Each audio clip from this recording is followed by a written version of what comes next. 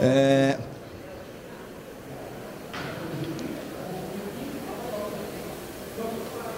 la mayoría es español, entonces, mas yo voy devagar. Bueno, el poliuretano es algo que hoy podemos mirar en un montón de cosas que tenemos en casa, ¿no? En el auto, en la casa, en la silla, en todo. Hay poliuretano en todo. Entonces, nuestra historia de RMPA ha empezado en 1983, cuando empezó la fábrica de Italia. En 2004 empezamos a hacer un trabajo acá en Brasil, en toda Sudamérica, ¿no? Con clientes en Ecuador, en Chile, Argentina. Y bueno, y hoy tenemos condición de poder hacer negocio con toda Sudamérica. Tenemos una oficina acá en Brasil, en São Paulo, y un sitio a donde tenemos las máquinas para hacer un retrofit o arreglar algún problema que tenga. Esta es la fábrica con las máquinas, es una idea serial, pero se puede hacer algo muy puntual, mira.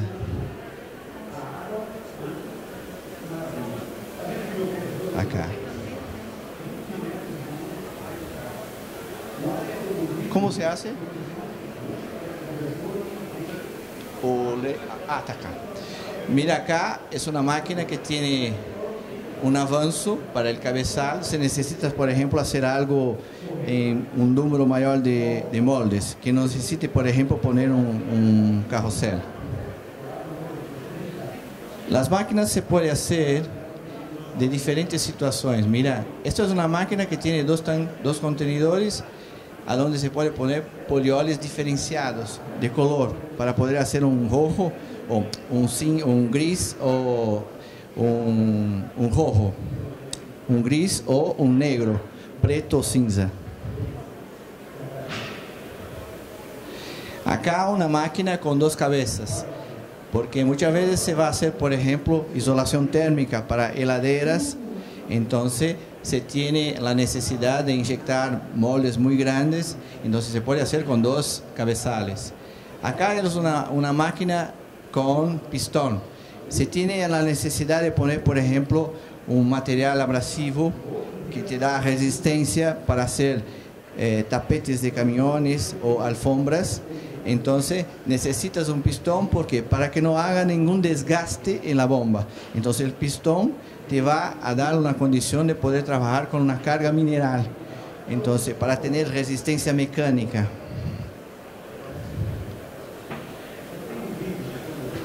Las máquinas vienen con un sistema que puede mirar el tanque, el contenedor, y te da exactamente la cantidad de producto que tiene. Y lo puede programar para empezar a cargar o para parar de cargar. Entonces, acá tiene dos bombitas de aire comprimido y con las dos bombitas programando se puede, por ejemplo, empezar a cargar con 50%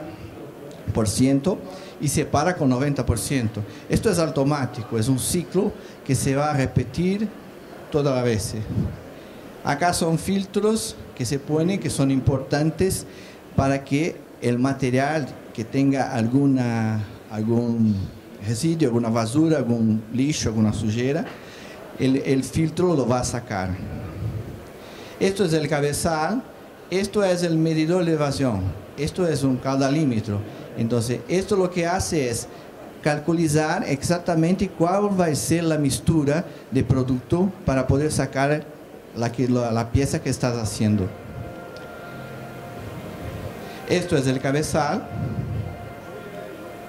básicamente, que te va a hacer la inyección, pero de alta presión. Acá el inyector que te va a analizar exactamente la presión, cuál es la presión que va a utilizar en el cabezal. Si es necesario por el volumen de producción, se puede poner también un robot. Ahora, acá podemos mirar exactamente lo que es la las pantallas de la máquina, a donde se puede poner la relación de trabajo, o sea, cuál va a ser la mezcla. Y acá, a ver un rato, hacemos una cosa. Empezamos ahora con, para que te den cuenta, ¿no?, lo que es lo PU.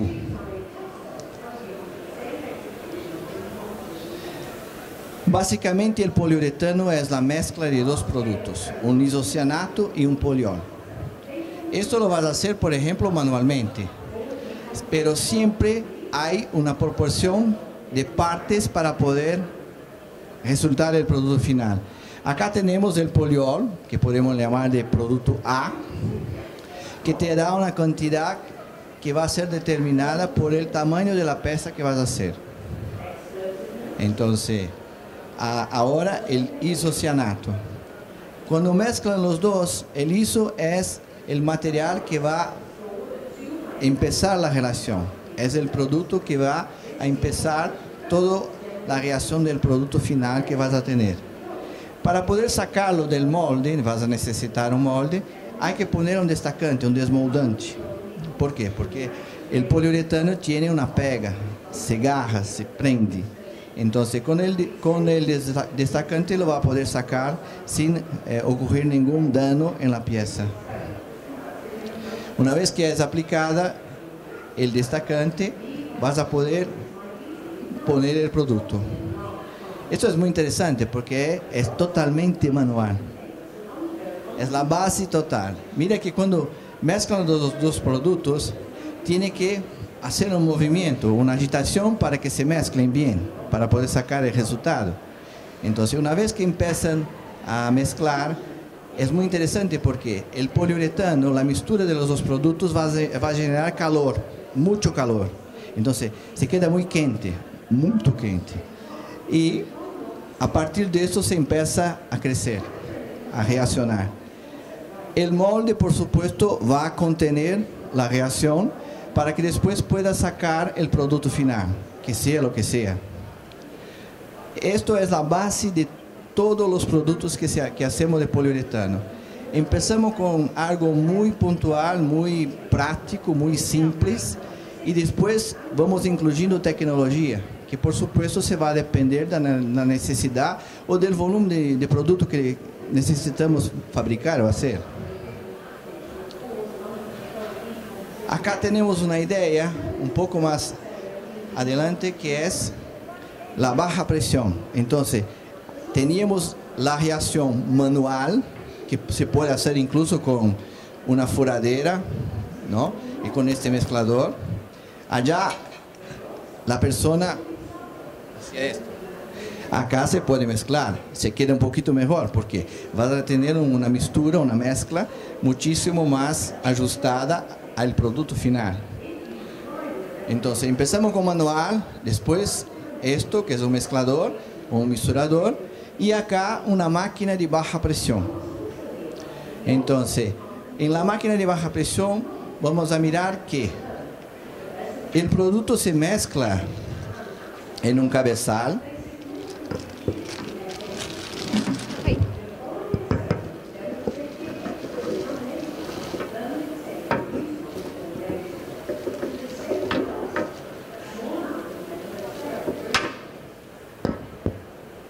Que básicamente puede mirar que usted tiene acá, tenemos, es como cuando se va a hacer un jugo, un suco, ¿no?, que se va a bater una fruta para hacer un jugo. Entonces necesitas un batedor, es igual. Entonces el tipo mezclaba los dos productos. En la baja presión hacemos lo mismo. Mira, tenemos acá un batedor que se queda acá y la salida del material. El tema acá, y la gran diferencia es que en el material ustedes han mirado que cuando se mezcla empieza a expandir, a crecer. Si cuando cerramos, cuando finalizamos a inyección o a inyección, no hacemos una limpieza, o material que se queda acá se va a reaccionar, se va a reagir. ¿Y cómo hacemos? Esto se bloquea, se tapa, para, ¿no? Entonces, en baja presión, siempre que hacemos una inyección, como hemos mirado, necesitamos hacer una lavagem. Entonces, necesitamos un solvente que con ar comprimido, com aire comprimido, vai a limpiar o seu liquidificador, o seu misturador. ¿Por qué no es buena la baja presión? ¿Por qué? Porque o material que se queda acá, o material que ficou aqui, você vai ter que sacar ele fora, tirar ele fora. E, obviamente, que isso é uma perda, é uma pérdida que se vai afuera. O solvente tem olor, tem cheiro. Não é bom porque não é bueno porque faz mal para a saúde, porque é insalubre, não? E, obviamente, que hoje nós temos uma estatística de que 7%, basicamente, a 10% do custo do processo você perde numa baixa pressão, solo em solvente e matéria-prima. Em la baja pressão, na baixa pressão,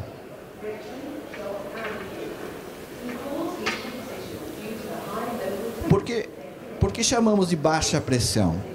Porque, na verdade, a verdade é que a pressão que trabalha a máquina é algo como 5 a 10 bar, ou seja, é muito baixa.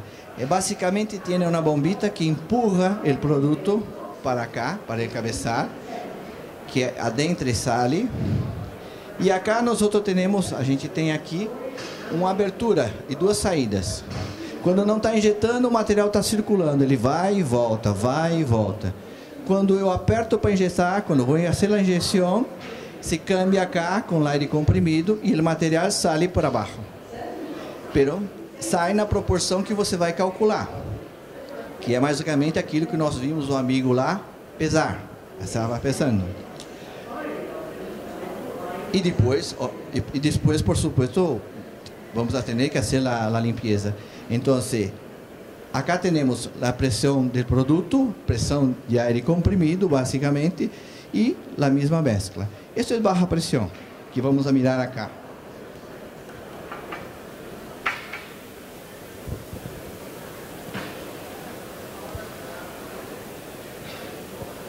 Já eu preciso de novo. Mira, quando pulsa o botão, a quantidade de material já está arreglada. Este pistonito se cambia. O tempo exato de salida do material lo vas a tener e depois necessita fazer a limpeza, a lavagem. Este é o tema de la diferença básica de baixa para alta pressão. Ou seja, você vai ter uma perda de basicamente 7 a 10%. Ou seja, você tem uma perda de 7 a 10% no processo.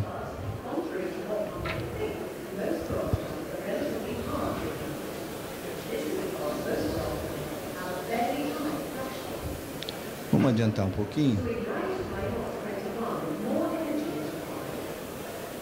Acá,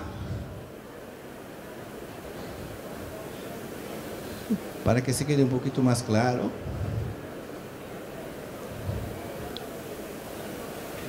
Acá, perfeito. Isso é bem visual. Esse é o processo de alta pressão.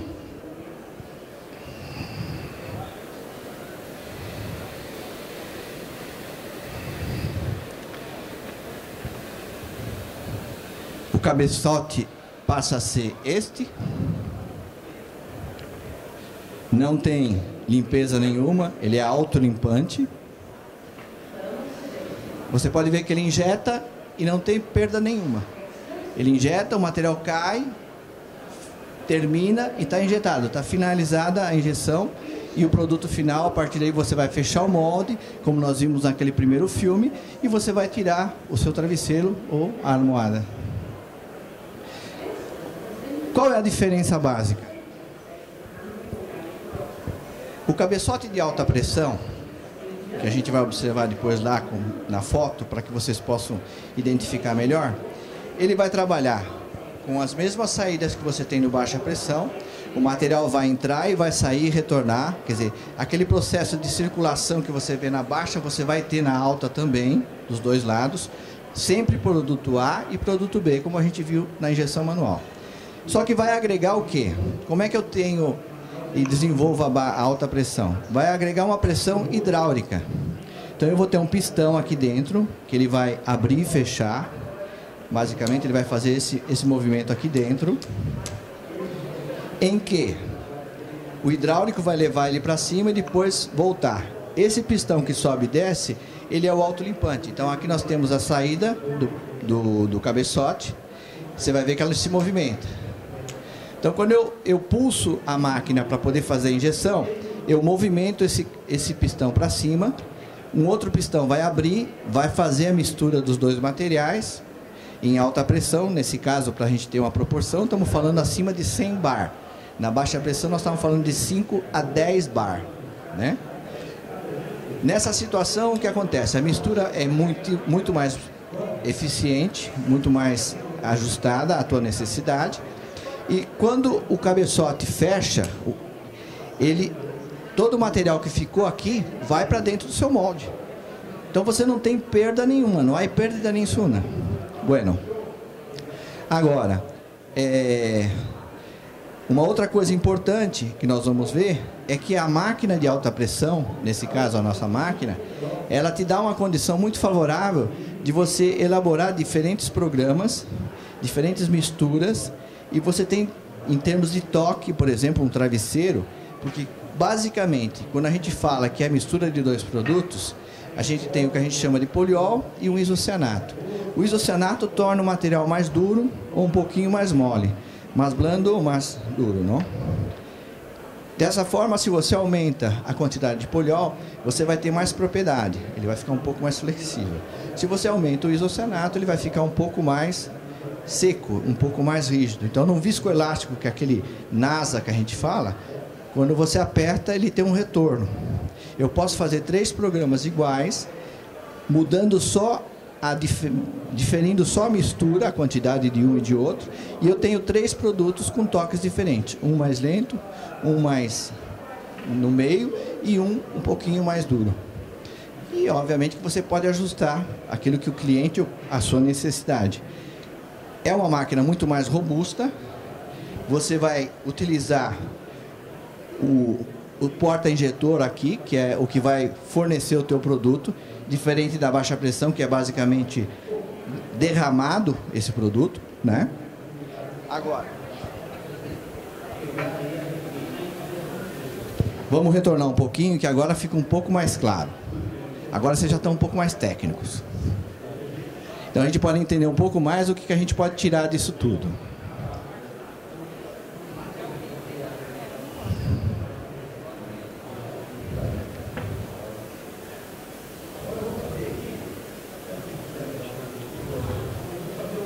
Então vamos lá.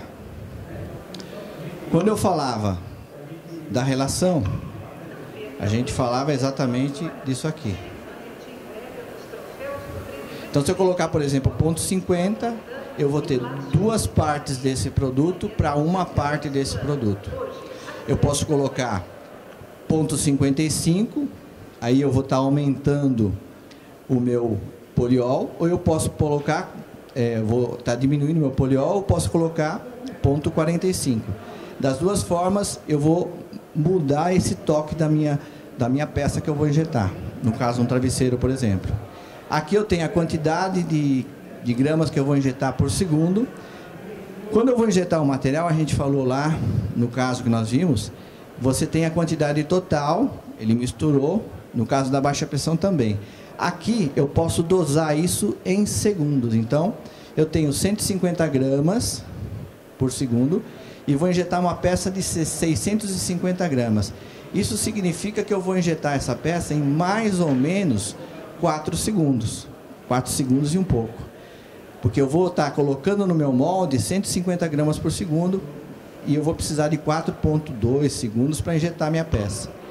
A temperatura eu posso ajustar, máxima, mínima, e manter ela dentro da sua necessidade, tanto de um produto como de outro. A pressão de injeção que a gente estava falando também, eu posso ajustar. Esta aqui, esta e esta, são variáveis que uma vez ajustadas você não mexe mais. Eu vou mexer no quê? Eu vou mexer na minha relação, se eu quiser mudar o toque do meu produto, a quantidade injetada, que vai ser de acordo com a minha peça. Eu posso fazer um travesseiro de 650 gramas, um travesseiro de 1 kg, 2 kg, né? Isso é proporcional. E aqui você vai ter o peso específico. Por que o peso específico é importante? Quando você fala de um poliol ou de um isocianato, que são os dois produtos, o A e o B, eles têm um peso por litro.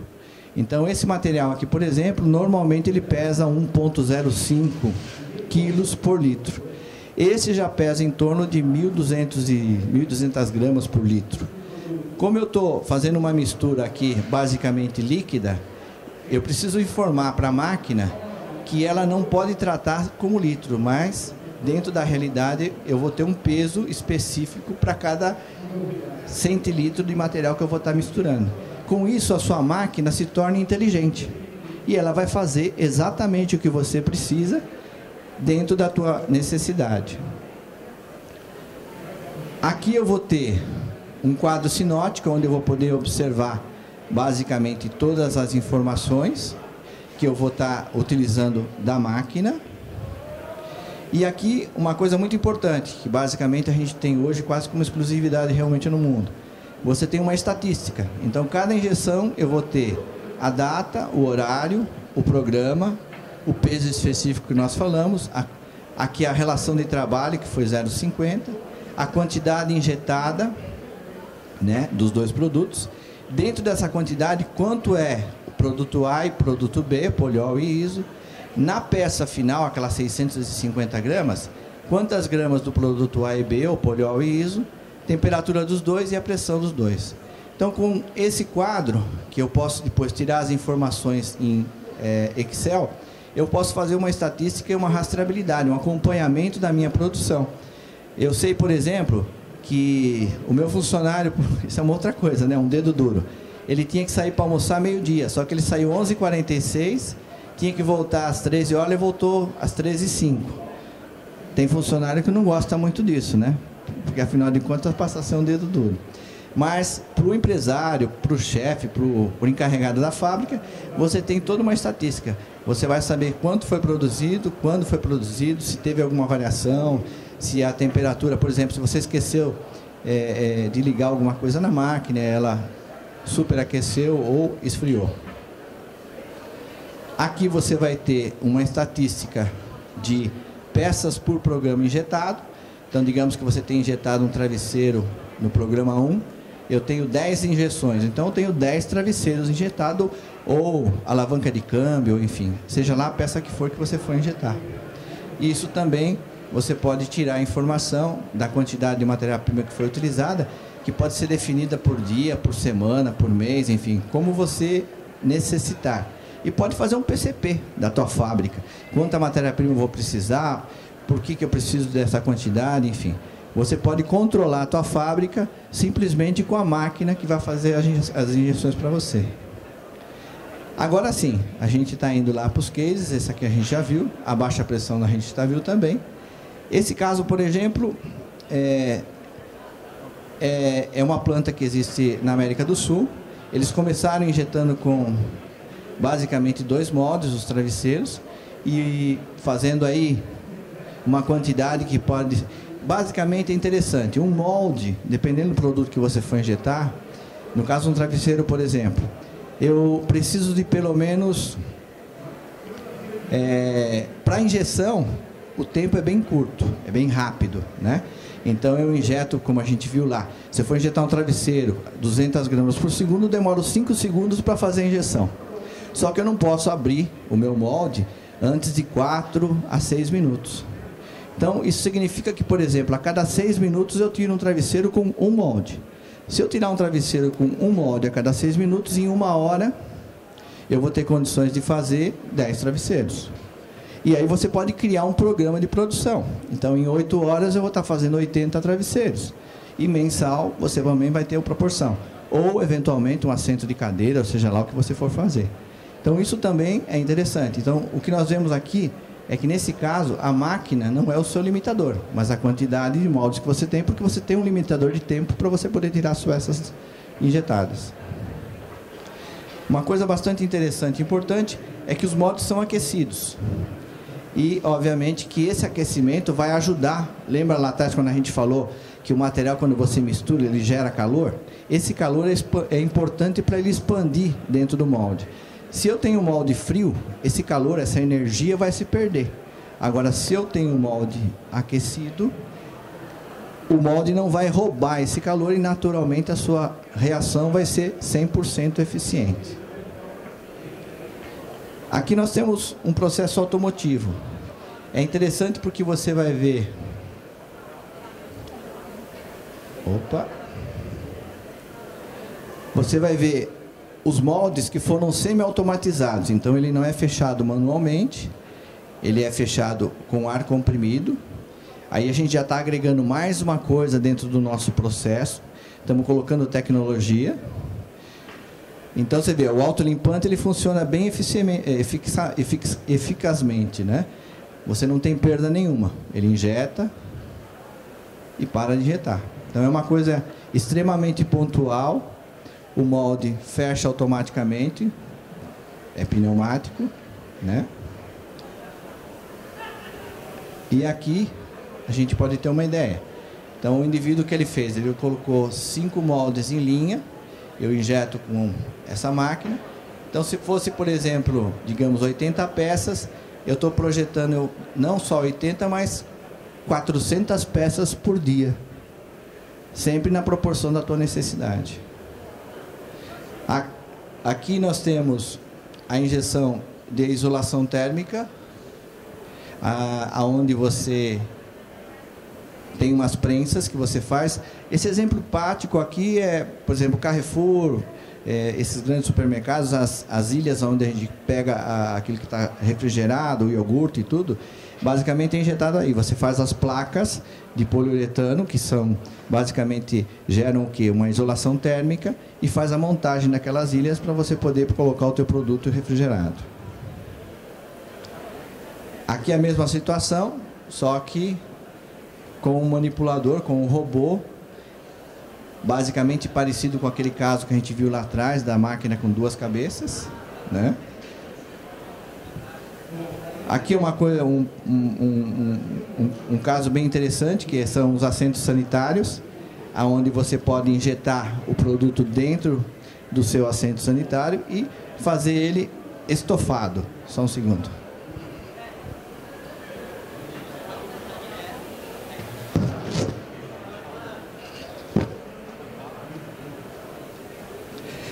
Esse é bastante curioso, porque às vezes a pessoa não tem noção, né?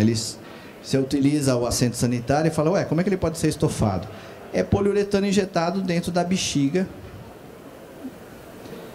E aí você tem, é um flexível também.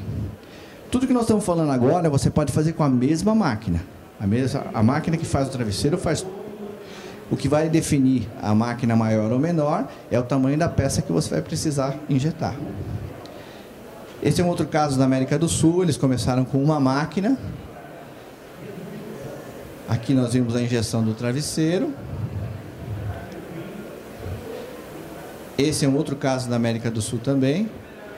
Nesse caso aqui, eles estavam com uma máquina e depois adquiriram mais uma e um carrossel, que é esse que a gente viu injetando. Por que do carrossel? O carrossel, na realidade, ele é importante para você aumentar a tua produtividade. Então, a gente pode agregar mais um fator. Ele fica continuamente girando, você vai estar injetando continuamente, sempre aquecendo os moldes, e a tua produção, obviamente, vai multiplicar. Aqui nós estamos com 18 moldes, então naquela estatística que eu passei para vocês, vocês imaginam quantos travesseiros você pode fazer por dia. Basicamente, aquele carrossel que a gente viu é esse daqui. Eu posso colocar quantos moldes eu quiser e multiplicar a minha produção. Utilizando basicamente, no máximo, 3 pessoas. Com 2 pessoas bem alinhadas, você consegue trabalhar. Aqui nós estamos agregando um pouco mais de tecnologia. Isso é um carrossel que está aqui na América do Sul. com prensas totalmente automatizadas, e agora a gente está usando um manipulador. Saímos da condição manual para uma condição automatizada, né? Essas prensas, elas abrem e fecham automaticamente, hidraulicamente. O controle que a gente falou das temperaturas de moldes são feitas também pontualmente, automáticas. E você pode trabalhar com 2 moldes em cada prensa. Aqui a gente vai ver aquelas prensas trabalhando, e entre meio eles encaixaram um produto rígido para poder injetar. Aqui ele está injetando 2 cavidades flexíveis. O filme está um pouco alentado. Aí a prensa se fecha automaticamente.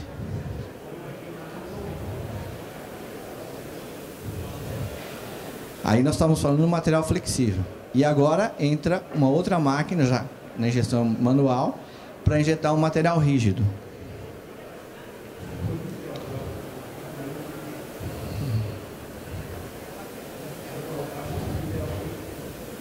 A prensa também vai se fechar automaticamente. Então, aí nós temos inclusive uma otimização, quer dizer, no único carrossel eu tenho possibilidade de fazer injeção de 2 materiais diferentes. Só que basicamente é a mesma máquina. Só que uma máquina, nesse caso, trabalha manual, aqui é o controle de temperatura dos moldes, e a outra trabalha automatizada. É lógico que se eu tenho, por exemplo, uma peça que eu tenho pouco consumo, eu faço na manual. Aquela que eu tenho grande consumo, eu vou usar a parte automatizada.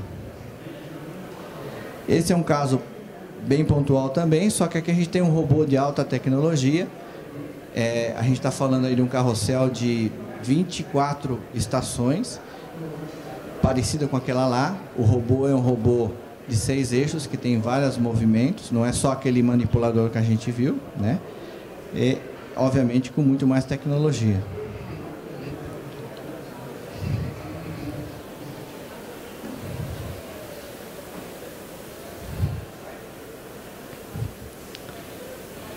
Tudo isso é bastante alinhado.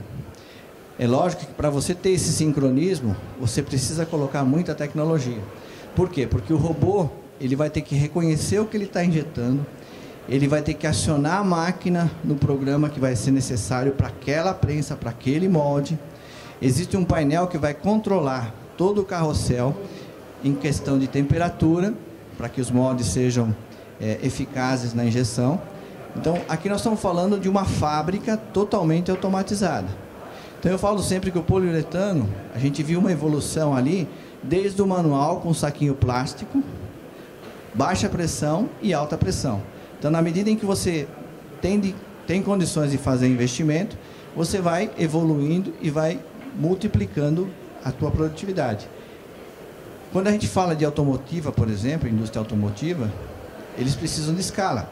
A produtividade é alta. Então, nesse caso, normalmente os processos não podem sair fora dessa realidade.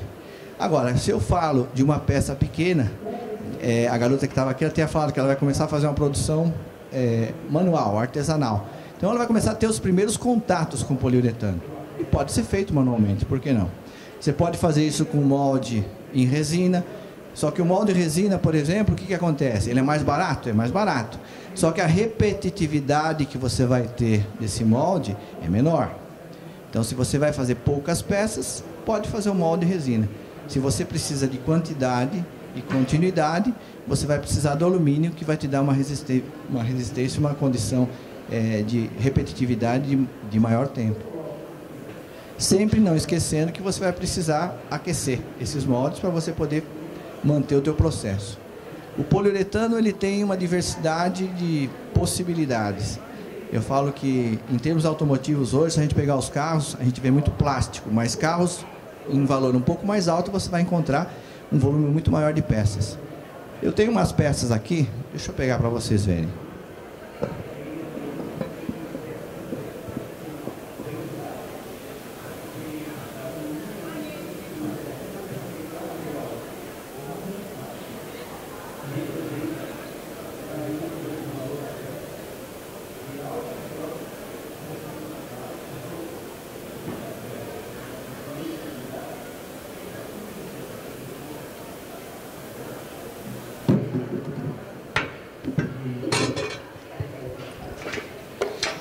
Essa peça é muito interessante e dá uma ideia também bem interessante. Aqui nós temos basicamente menos de 20 gramas de poliuretano. Então, eu posso injetar uma peça com uma quantidade muito pequena e posso injetar uma peça, como eu falei para vocês, uma ilha para iogurte, para refrigerante, enfim. Aquelas geladeiras que nós vemos, onde você vê a tua Coca-Cola, a tua geladeira, a tua cerveja, são basicamente montadas a partir da isolação térmica e dos painéis que você injeta. É o mesmo material que você faz esse cantil ou você faz as jarras térmicas. Isso é uma luva de boxe, injetada em poliuretano. O assento de bicicleta, o volante do carro, a alavanca de câmbio, basicamente é o mesmo material, a gente chama de integral. Se vocês quiserem tocar, é um material mais duro. Esse capacete é feito com o mesmo material, é uma isolação térmica que, nesse caso, ele é projetado para resistir a um certo impacto, onde você utiliza com segurança. Essa pecinha aqui é aquela que nós vimos naquele último carrossel. Se a gente prestar atenção aqui, essa cavidade aqui que ele injetou manualmente é exatamente essa peça, que vocês veem que é uma base de um calçado. Então o PU, ele vai adentrando a sua vida. Eu falo sempre que uma máquina injetora, ela não é uma máquina só, ela é um negócio. Porque eu posso pular disso, porque aqui nós estamos falando de peças pequenas, então a mesma máquina, eu posso injetar isso, eu posso injetar isso, esta peça, qualquer uma dessas peças aqui, que tem um peso mais ou menos semelhante, e são mercados bem diversos, né? E você pode injetar. Lógico que um flexível não é o mesmo material que aqui, eu vou ter que tirar o material do tanque. Já esse material e esses são iguais. Então eu poderia injetar um assento sanitário e uma luva de boxe na mesma máquina. Eu vou mudar o quê? O molde. Então uma máquina de PU é um negócio. Esse material que eu injetei aqui, eu posso usar para fazer esse capacete. Algum comentário, alguma dúvida, curiosidade? Temos um pessoal aqui da Bolívia, né? O nosso amigo aqui que é do Chile. Brasileiros. Eu fico à disposição, a gente vai estar aqui no stand aqui do lado, de repente para a gente conversar de forma mais pontual em cima daquilo que vocês eventualmente venham a ter curiosidade em conhecer ou saber.